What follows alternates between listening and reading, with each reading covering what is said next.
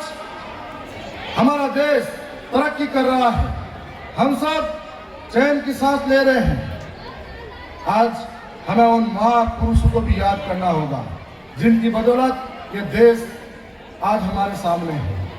साथ में यह भी याद दिलाना चाहूंगा, वो समय था जब भगत सिंह, राजगुरु, सुखदेव और शफाकुल्ला खान ने इस देश की आजादी की लड़ाई लड़ी थी। तब उस देश के लिए हिंदू, मुस्लिम, सिख, ईसाई सब एक होकर लड़े, इस बात के लिए दिया था। अब समय अलग है और इस अलग समय में सोच अलग है। वो समय अलग था जब महाराणा प्रताप की सेना में हकम का सूरी लड़ा करते थे। वो समय अलग था जब अकबर की सेना में मान सिंह लड़ा करते थे। वो समय अलग था। वो समय अलग था जहां पर इस लड़ाई को मिलजुल कर लड़ा करते थे। आज हमें सोचने का, विचार करने का समय है कि भारत एक राजतंत्र देश से गणतंत्र लोकतांत्रिक देश बना है। अब जनता के हाथ में कमान है और आजादी के बाद में कई ऐसी चीजें भी इस देश के अंदर जो खत्म होनी चाहिए। जातिवाद जहर भर चुका है, भ्रष्टाचार हर एक व्यक्ति के नस नस में भरा हुआ रहता है। यदि देश को तरक्की चाहते हैं तो हम सब लोगों को एक होकर सोचना पड़ेगा। आज जिस तरीके से महंगाई बढ़ रही है, ये भी एक सोचने का विषय है।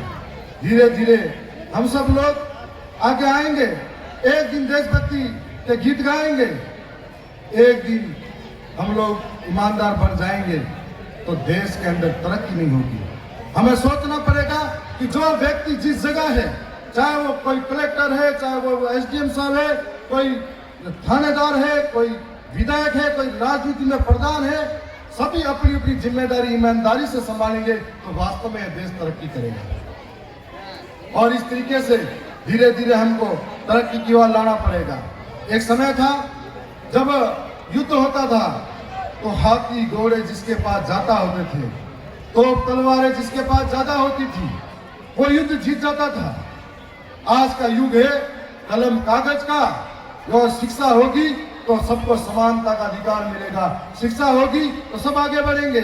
शिक्षा होगी तो घर में मान सम्मान मिलेगा। शिक्षा होगी तो बेहतर भविष्य निर्माण करेगा। शिक्षा होगी तो समाज को बेहतर स्थिति में लेके जाएगा। मैं राजस्थान विधानसभा का सदस्य बना।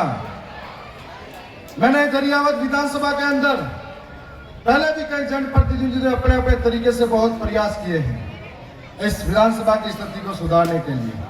और एक कदम मैंने भी आगे बढ़ाते हुए इस विधानसभा क्षेत्र के अंदर जब मैं कहीं विद्यालयों के अंदर गया तो जब शिक्षा की नींव ही कमजोर थी, जहां पर कहीं ऐसे इलाके थे जहां पर पेड़ के नीचे बच्चा पढ़ाई कर रहा है, कई ऐसे इलाके थे जहां पर मंदिर के अंदर बच्चा पढ़ाई कर रहा है, भौतिक सुविधा नहीं थी।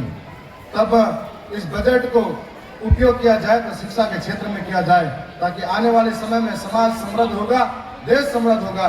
उसको देखते हुए कहीं जगह पर मैंने विद्यालय को टीन शेड दिए हैं, कहीं जगह पर मैंने कमरे दिए हैं और दरियावत की इस विद्यालय को भी अनुशंसा करते हुए 10 लाख की स्वीकृति निकाली है। आगामी समय में जैसे विद्यालय को जरूरत होगी हम और भी करेंगे। मैंने जलारा के अंदर पिछले साल बताया था कि सीसीटीवी कैमरे लगाए, फिर कई साथियों ने कहा था इसके उपयोग क्या है। इस बार मैं वाकपीट के अंदर गया तो कई शिक्षक साथियों ने बताया कि आपने जो कैमरे लगाए उसके फायदे ये हुए कि कक्षा के अंदर हमेशा शिक्षक मौजूद है और जो बहन बेटियां की किसी रोड के पार जाती थी, कोई बाहर छेड़छाड़ी करने लड़के निकलते थे या 12वीं क्लास का लड़का बाहर आके कोई हरकत करता तो उससे सावधान हो गए। कोई चोरी चाकरी करने वाला भी विद्यालय के पास में नहीं आता। आज जो तीसरी आंख है वो मैंने वहां लगाने की कोशिश की। उसके बाद में एक राजस्थान सरकार ने अपनी गाइडलाइन जारी की थी कि हैंड क्लब, कई साथी समझने में आशा रहे थे, लेकिन मैं बताना चाहूंगा कि एक ऐसी मशीन थी जो 1 लाख से कम पैसों की थी, जो हर विद्यालय में अगर बांटता तो बिना सुई लगाए कई प्रकार की जांचें होती थी। यदि शरीर की बनावट कैसी है, सांसें कैसी चलती है, हाइट कैसी बढ़ रही है, कोई गंभीर रोग तो नहीं है, ऐसे देखते हुए उसके अंदर सारी जांचें होती। इसके मायने ये थे यदि किसके अंदर हल्की सी कोई बीमारी होती है बच्चे के अंदर लेकिन कोई फर्क नहीं पाता है, और वो बीमारी बड़ी होने के बाद में माँ बाप तक पहुंचती है तो माँ बाप परेशान होते हैं। तो उस मशीन के माध्यम से बीमारी का पता पहले ही लग सकता है। इसको देखते हुए मैंने यह कदम उठाया था। हालांकि कई जगह राजी नहीं थे, तो जहां लगेगी वहां का प्रयोग करके देखेंगे, यदि सही रहा तो आगे बढ़ देंगे। आज झालावाड़ के अंदर जो बच्चे शहीद हुए थे, हमें काफी दुख हुआ था। ऐसी शिक्षा व्यवस्था के माध्यम से जो शिक्षक हैं, आज उनके पास स्टाफ की कमी होने के बाद भी अपनी पूर्ति करते हुए आगे बढ़ाते हैं बच्चों की शिक्षा को। मैंने देखा यदि शिक्षक कम है तो कैसे मजबूरी में सबको 100% रिजल्ट दे रहे हैं। तो मैंने गरियावत की 100 से ज्यादा विद्यालय जो 10वीं और 8वीं तक के हैं, लैपटॉप और प्रोजेक्टर देने का काम कर रहा हूँ। लैपटॉप और प्रोजेक्टर शायद शिक्षक की कमी को पूरा करने का थोड़ा सहयोग करेगा। ऐसे ही मैं लसारिया के अंदर भी सभी स्कूलों के अंदर लैपटॉप प्रोजेक्टर बांट रहा हूँ। आज जरूरत है कि सभी मिलकर इस तरीके के पर्व में मनाए, एक भावना लेके जाए। ये देश के अंदर जो वीर शहीद हुए थे वो शांति के लिए हुए, इस देश की उन्नति के लिए हुए थे, इस देश के लिए भाईचारे के लिए हुए थे। ये भाईचारा हमको यहाँ से बाहर जाने के बाद भी कायम रखना है। ये भाईचारा हिंदू, मुस्लिम, सिख, ईसाई हम सब एक थाली के हैं, एक थाली में खाना खाए, ऐसा भाईचारा प्रेम होना चाहिए। आज सरकार ने हर घर तिरंगा यात्रा निकाली।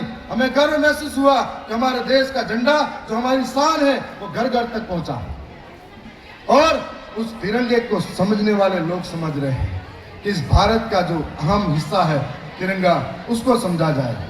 मैं साथ साथ में ये भी सोचता हूँ कि क्यों नहीं सरकारें हर घर तिरंगे के साथ में हर घर रोटी, हर घर कपड़ा, हर घर मकान, हर घर रोजगार क्यों नहीं दे देती।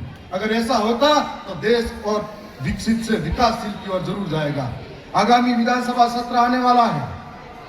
मैंने मेरी फेसबुक और ऑनलाइन जितने भी सोशल मीडिया, ट्विटर पे डाल रखा है कि विधानसभा क्षेत्र का कोई भी मुद्दा हो, किसी संस्था का हो, किसी व्यक्ति का हो, किसी क्षेत्र का हो या किसी कर्मचारी का हो, आप निसंकोच मेरे तक पहुंचा सकते हैं। मैं निश्चित तौर पर राजस्थान की सरकार के सामने सबसे बड़ी महापंचायत के अंदर लेके जरूर जाऊंगा। मैं पुनः आज उन तमाम वीरों को याद करना चाहूंगा। आज इस मौके पर यह भी कहना चाहूंगा कि आजादी की लड़ाई के अंदर आदिवासियों का योगदान भी बहुत था। जब झारखंड के अंदर बिरसा मुंडा के नेतृत्व में उलगुलान होता था तो अंग्रेजी सत्ता भी कांपती थी, और जात में टंटिया मामा जैसे नाम सामने आते हैं तो वे बहुत अंग्रेजी हुकूमत कांपती थी। ऐसे ही कई आदिवासी थे जो मानगढ़ की पहाड़ी में अंग्रेजी सत्ता के सामने संघर्ष करते हुए शहीद हुए थे। हिलूड़ी, बरली, पाल, सितरवा, ऐसे कई इलाके हैं जहां पर आदिवासियों का शौर्य पराक्रम किसी से कम नहीं था। हमने इस आजादी की लड़ाई में अपने आप को पहले अपने पुरखों को जोता है, और आज जरूरत है। मैं साथ साथ में इस मंच के माध्यम से सबको एक संदेश देना चाहूंगा, और जो चैनल पे चल रहा है उनके माध्यम से। मैं विधानसभा के अंदर अलग अलग स्कूलों के अंदर वार्षिक उत्सव कार्यक्रम में शामिल हुआ।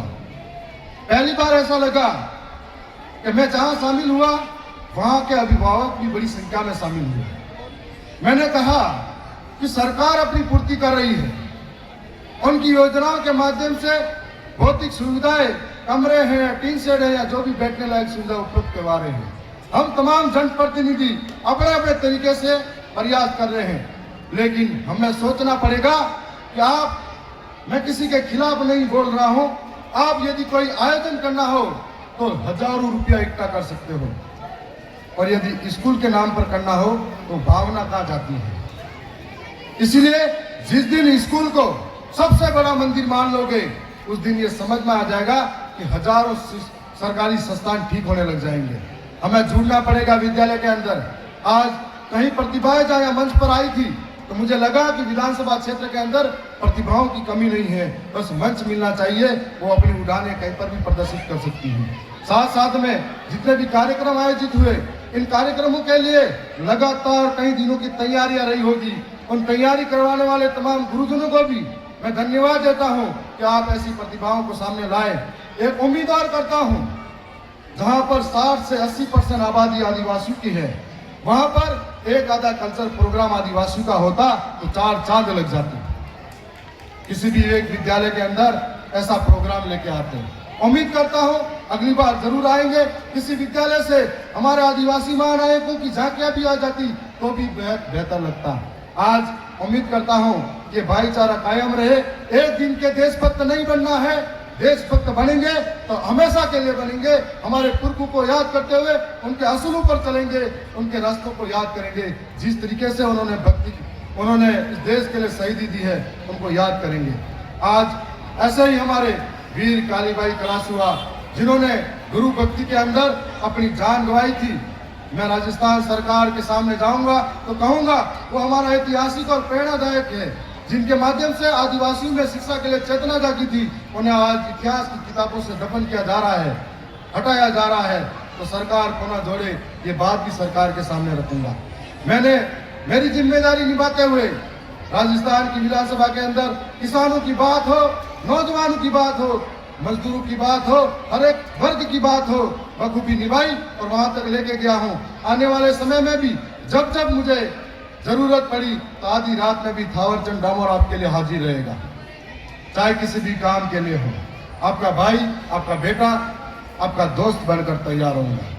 मैं पुनः आप सबको बधाई देना चाहता हूं। इतने दिनों के अंदर जितने कार्यक्रम हुए, उन सब में जिनकी तैयारियां रही, परेड शानदार रही, शानदार पीटी रही, इनकी तैयारियां जिन्होंने करवाई और जिनकी तैयारियां थी वो शानदार। आज जिनको यहाँ पर प्रमाण पत्र मिले, उन सबको एक बार मंच के माध्यम से फिर से बधाई देना चाहता हूँ। साथ में इतना ही कहूँगा कि काश मेरी जिंदगी में सरहद की कोई शाम आ जाए, काश मेरी जिंदगी मेरे वतन के काम आ जाए। ना खौफ है मौत का, ना आरजू है जन्नत की, मगर जब कभी जिक्र हो शहीदों का, काश मेरा भी नाम आ जाए। बहुत बहुत धन्यवाद। जय भारत।